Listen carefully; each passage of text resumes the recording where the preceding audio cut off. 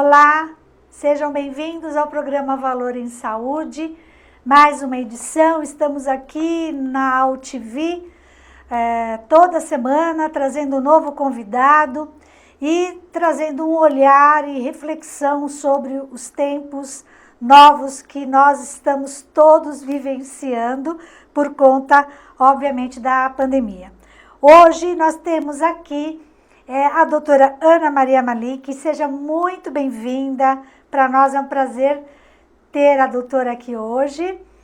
Ela é médica, mestre em administração, doutora em medicina, professora titular da EASP, FGV e coordenadora do FGV Saúde.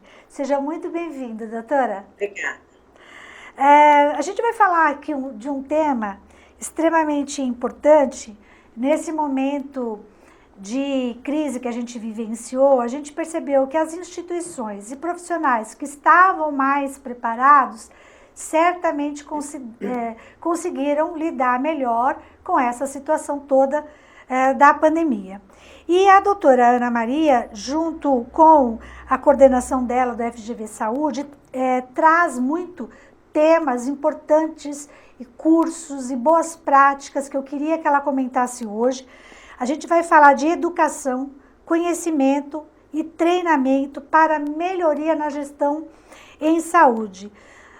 Doutora Ana Maria Malik, eu queria que você contasse um pouquinho da sua trajetória para nós aqui, para os nossos telespectadores, os nossos ouvintes, e também comentasse quais são os cursos hoje que a professora coordena e já coordenou dentro da FGV, obviamente, e o qual é importante essa questão da educação para a gente melhorar a eficiência e trazer resultados mais efetivos na gestão em saúde. Por favor. Bom, Tânia, bom dia. Muito obrigada pelo convite. É uma honra estar nesse canal e a oportunidade de discutir esses assuntos e falar um pouco do nosso trabalho no GV Saúde. Isso é realmente uma oportunidade, porque nós sempre acreditamos que estamos levando conhecimentos de ponta sobre o que acontece em gestão em saúde. Esta sua pergunta, que tem a ver com educação e conhecimento, ela é básica. Quer dizer, antes da discussão toda de valor, digamos que no finalzinho da primeira década do século passado, o Deming falou em conhecimento profundo como base de qualquer coisa para que haja qualidade. Então, a educação e o conhecimento são fundamentais para o trabalho. Em tese, o conhecimento se obtém por meio da educação. Há outros meios de obter esse conhecimento, mas a educação obedece e oferece bases mais sólidas, muito diferente daquilo que se fala do hearsay, né, em inglês, ou do ouvir dizer, porque de repente tem palavras que todo mundo ouve, então qualidade é uma delas, experiência é uma delas e valor acaba sendo uma delas. Então, na área da saúde e na área da gestão em saúde, isso é muito importante. O conhecimento do qual se precisa para gerenciar organizações e sistemas de saúde é importantíssimo, mas que conhecimento, né? Então, tem que ter conhecimento em saúde, tem que ter conhecimento em medicina, tem que ter conhecimento em assistência individual. Na verdade, o importante é sempre buscar conhecimento, que pode ser, por exemplo, alguém da área de finanças que vem para a saúde. Ótimo, porque aí, se quiser, se tiver paciência e se tiver a humildade para isso, pode ir atrás da busca do conhecimento da especificidade que não tem. Da mesma forma, quem tem conhecimento em saúde, ou em medicina, ou em assistência, ou em enfermagem, se quiser aprender finanças e logística, também pode. É só questão de não achar que já sabe, porque, na verdade, o conhecimento, ainda mais nos nossos dias, é uma coisa que é extremamente fugaz, no sentido de que todo dia se aprende coisa nova. Não preciso nem falar, porque nesse momento de pandemia, hoje, em setembro de 2020, já se fala que algumas coisas que se fazia em março, não por má fé, mas por desconhecimento, não estavam corretas. Então, agora, sabe-se bem mais do que aquilo. Então, no fundo, o gestor de saúde, o que precisa mesmo é ter vontade de aprender, de mudar, de inovar, de se comunicar e de solucionar conflitos. E nada disso é inato. Mesmo que tenha gente, que haja pessoas, não é, com mais habilidade para isso, tudo isso são conhecimentos que se pode aprimorar. Na verdade, tem um dos nossos cursos, eu vou falar dele agora, é o mestrado profissional em gestão para competitividade. Um dos temas que os nossos alunos mais querem discutir, principalmente quando eles entram, é valor em saúde. Agora, valor é uma coisa que muita gente conhece de ouvido.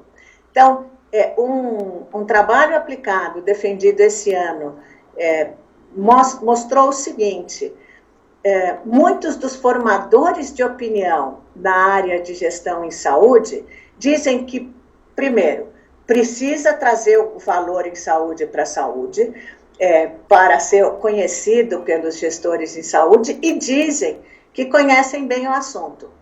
Embora muitos deles nunca tenham feito cursos. Foram entrevistados em torno de 30 e poucos desses formadores de opinião mais conhecidos. Eles leram referências, eles frequentaram eventos, e um outro achado que essa nossa aluna teve foi que, com muita frequência, eles frequentam eventos nos quais eles são oradores.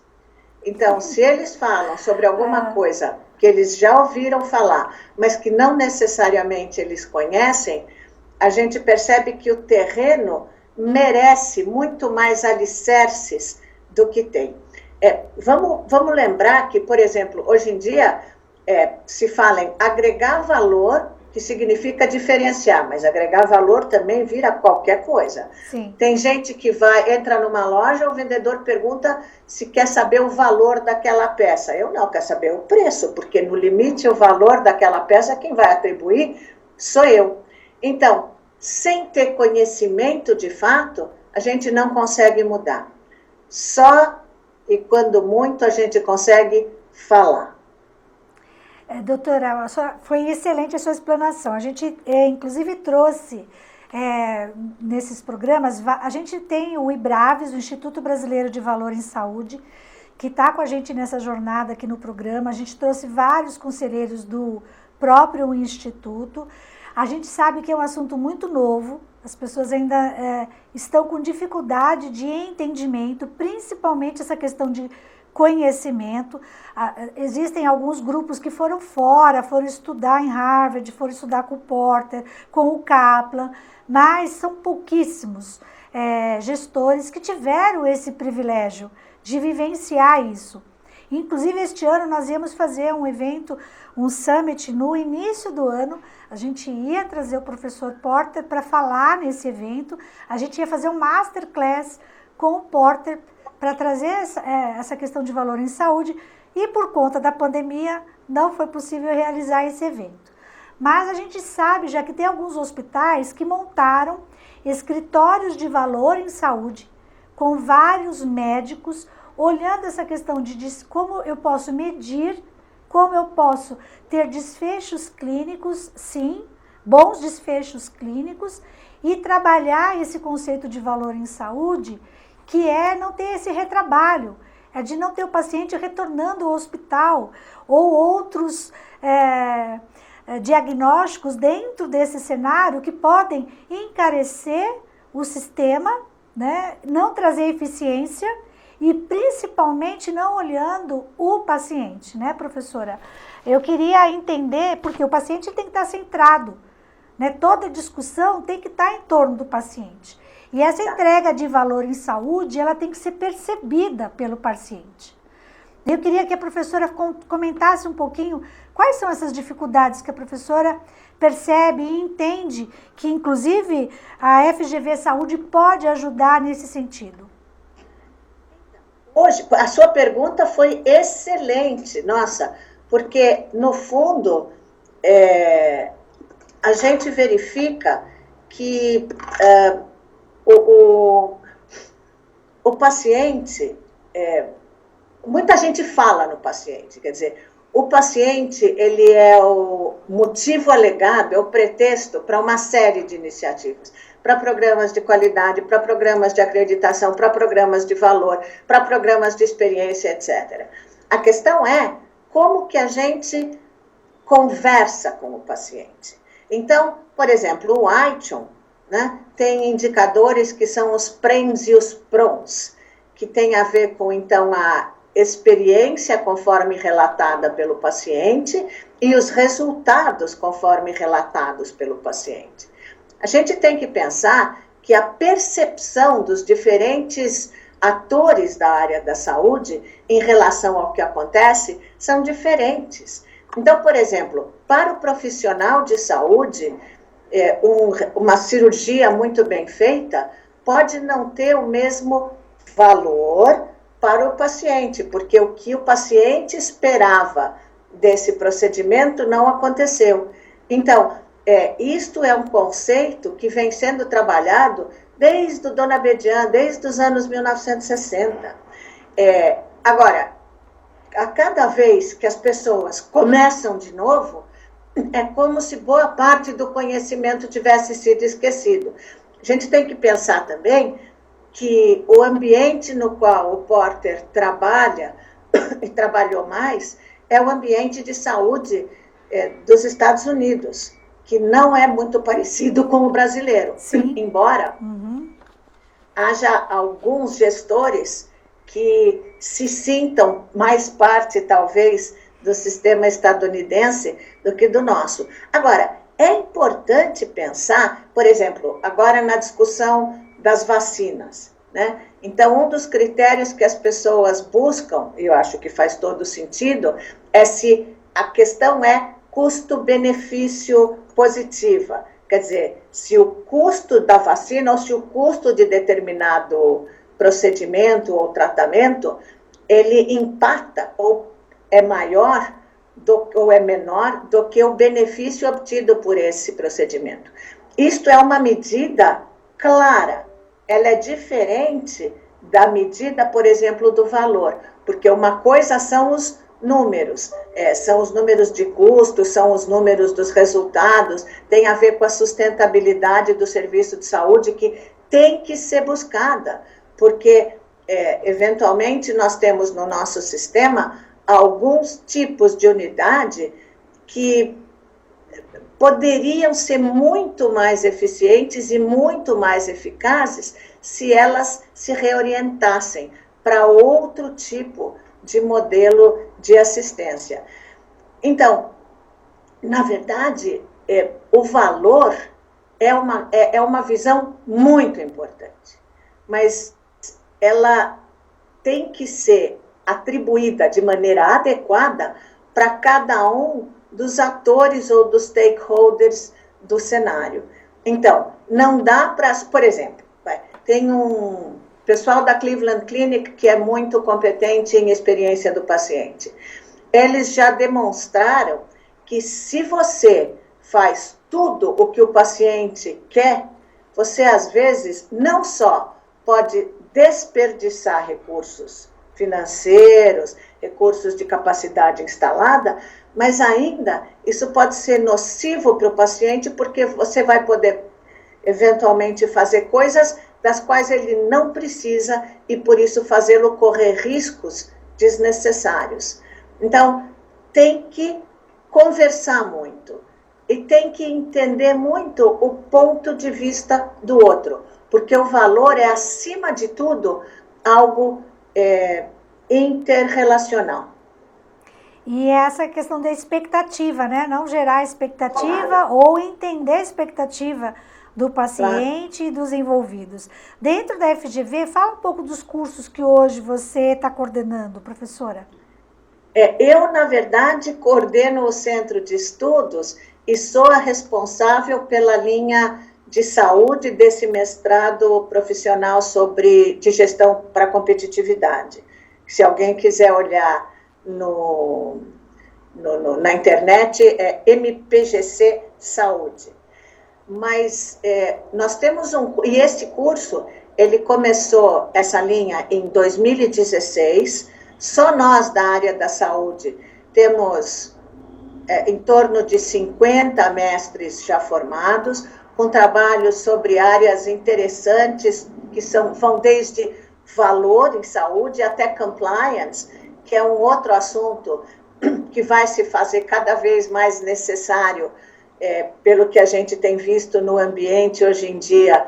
Desde que começou essa pandemia, a palavra compliance tem aparecido com muito mais peso, e o trabalho desse aluno, desse ex-aluno, foi feito em 2019, então já é uma coisa realizada que pode ser replicada em uma série de circunstâncias ou de ambientes diferentes, mas a gente tem, por exemplo, desde 1975, um curso de especialização que a gente não chama de MBA, porque tem uma série de outros cursos que são chamados de MBA. Então, a gente sabe que é isso, quer dizer, MBA é um nome mais bonitinho para um curso de especialização.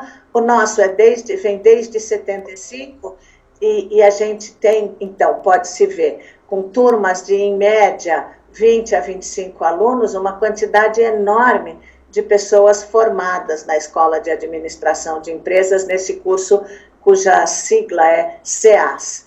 Na verdade, esse nosso CEAS, ele é acreditado internacionalmente pela AMBA, enfim, por outras organizações que fazem acreditação de cursos MBAs fora do Brasil. E a gente tem outras possibilidades de formação, algumas mais curtas. Por exemplo, a gente está trabalhando hoje em dia com o modelo de oficina, que não é exatamente um curso, mas é uma modalidade de educação muito, desculpa o inglês, mas hands-on. Quer dizer, a pessoa não sai com teoria na cabeça só, ela sai aprendendo como fazer. Então, por exemplo, como fazer design thinking, como montar um programa de experiência do paciente, como montar um programa de atenção primária adequado para a realidade na qual a pessoa está. E tudo isso que nós oferecemos nas diferentes modalidades, ou quase tudo, tem a ver com o conhecimento que a gente também vem gerando no GV Saúde desde, ponhamos 1980.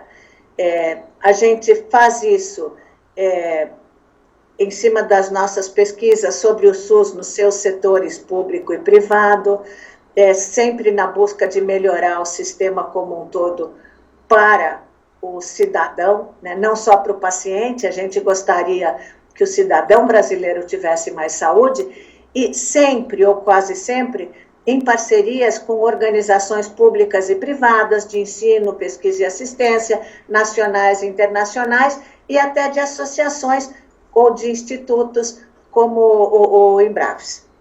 Perfeito. A gente está chegando no final, professora. Eu queria que você falasse um pouco da Agenda 2021.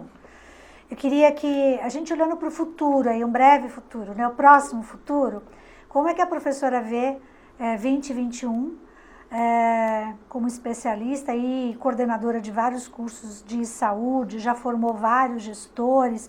Eu queria que você falasse qual é essa Agenda 2021 e como a professora vê esse próximo futuro. Então, eu vejo esta agenda dependendo de qual é o papel do gestor no sistema, ou da pessoa no sistema, porque pode não ser um gestor também, mas a primeira palavra, se eu for olhar os trending topics, acho que o primeiro trending topic desse momento é a vacina. né? Então, haverá a busca pela vacina, a discussão sobre qual é a vacina mais adequada, sobre se a vacina protege ou não protege, mas isso vai ser uma coisa muito ampliada e internacionalmente, porque, por exemplo, as preocupações com a vacina de sarampo são muito diferentes no Brasil e na Europa. Esta vacina do Covid é uma preocupação internacional. Uma outra coisa que já está na pauta, mas infelizmente ainda só na pauta, ainda não está no mundo real, mas está na agenda, seria a recuperação econômica dos serviços de saúde. Vai haver, com certeza, filas para uma série de atividades que foram represadas durante esse ano, eventualmente continuarão em parte represadas no ano que vem, e haverá filas, e estas filas vão precisar ser administradas. Elas vão precisar ser administradas, de novo, pensando que no Brasil a gente considera a saúde, segundo a Constituição, como um direito dos cidadãos. Vai haver, quase com certeza, porque isso já está correndo, uma tentativa de flexibilizar a regulação, das operadoras de planos de saúde pela ANS, que precisa lembrar, a ANS tem como missão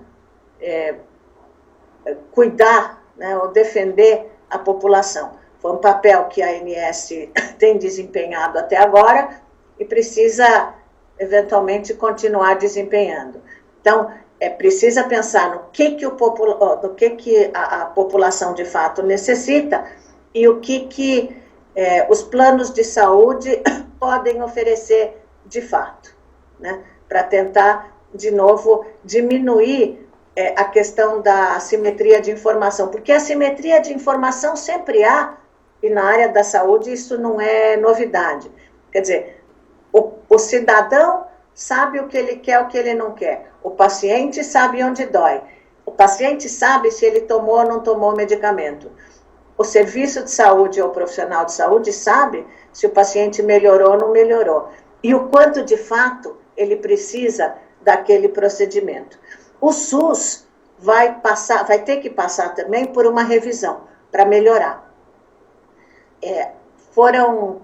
Tivemos a oportunidade de ver uma série de falhas no SUS, o que foi ótimo, porque também pudemos ver que se não fosse o SUS, o Brasil teria tido um desempenho muito pior do que teve. Isso. E, principalmente, uma coisa que a pandemia iluminou foi a necessidade do relacionamento entre o setor público e o setor privado.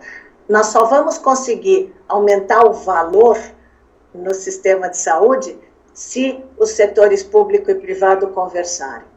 E ficou também escancarado, eu mencionei há pouco o assunto do compliance, né? Mas precisamos de mais compliance e precisamos para ter esse relacionamento público-privado, para poder melhorar a saúde do brasileiro num país de 210 milhões de brasileiros e crescendo, nós vamos precisar melhorar a governança do sistema de saúde como um todo. E melhorar a governança do sistema de saúde como um todo tem a ver com transparência, tem a ver com responsabilidade social, tem a ver com conversa de fato.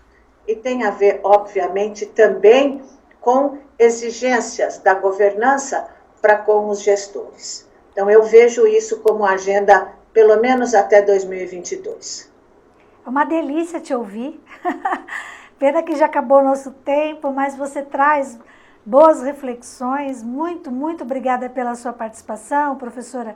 Que a nossa Agenda 2021 seja realmente muito produtiva, que haja mais esperança, que haja mais oportunidades e que a gente possa aprender, né? Essa curva de aprendizado realmente nos traz, como a professora falou, essa reflexão de mudanças, né? Seja no público, no privado, a gente precisa mudar, ficou claro isso. E as mudanças têm que ser muito rápidas, né? Porque a gente vivenciou isso na pandemia, né? Tudo muito rápido, as coisas foram acontecendo, as entregas tiveram que acontecer numa velocidade incrível, o que foi muito bom. E, de fato, se nós não tivéssemos uma saúde com todas as dificuldades que a gente tem, mas se nós não tivéssemos um SUS e os profissionais médicos envolvidos, certamente o número de óbitos seria muito maior e as nossas perdas seriam muito mais significativas. Professora? E se você me permite, por favor. Tânia, você mencionou agora a velocidade das mudanças. Eu sempre tenho medo de mudança muito rápida, até porque todo mundo sabe também que a cultura da organização ou do sistema come a estratégia no café da manhã, no almoço, no jantar, enfim, o tempo todo. Mas, dando uma disciplina lá na GV, que era no doutorado profissional, que é uma disciplina sobre tendências, né, em última instância, esse ano nós resolvemos fazer sobre Covid. E lá não são alunos de saúde. Aliás, nessa turma tinha só uma pessoa da indústria farmacêutica. Os demais eram de todos os setores possíveis e imagináveis. Uma coisa que foi consenso nas reflexões desses alunos de doutorado é que a pandemia fez com que mudanças que fossem previstas para ocorrer, ou que eram previstas para ocorrer em 5 anos, tiveram que acontecer em 3 ou 4 meses. Então, foi necessário reinventar, sair correndo atrás, e agora, 2021, vai ser o ano de ver como e o que se reconstrói, porque vai ser necessária a reconstrução. Então, desculpa, mas eu quis partilhar isso, já que você tocou nesse assunto que é básico. É verdade. Então, muito obrigada pela sua participação. Queria que você deixasse uma mensagem final para os nossos ouvintes, já agradecendo a sua participação. A minha mensagem para os ouvintes é que espero que todos nós tenhamos mais saúde num país melhor, o mais rápido possível, porque no fundo, saúde é o que interessa. Quem puder, fica em casa. Tá, okay. E se sair, sai de máscara. É isso aí. Obrigada a todos pela audiência, compartilhe o nosso programa nas suas redes, se inscreva no canal para poder acompanhar a cada semana um novo entrevistado e muita gratidão pela sua participação. Até breve.